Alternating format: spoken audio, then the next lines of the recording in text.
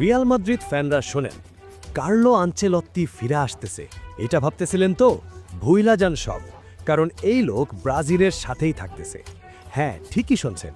গুজব উঠছিল যে 2026 ওয়ার্ল্ড কাপের পরে আনচেলত্তি আবার বার্নাবেউতে ফিরবে, কিন্তু দ্য অ্যাথলেটিক কনফার্ম করে দিছে ব্যাপারটা একদম উল্টা। আনচেলত্তি ব্রাজিলের সাথে নতুন 4 বছরের কন্ট্রাক্ট সাইন করতে যাইতেছে।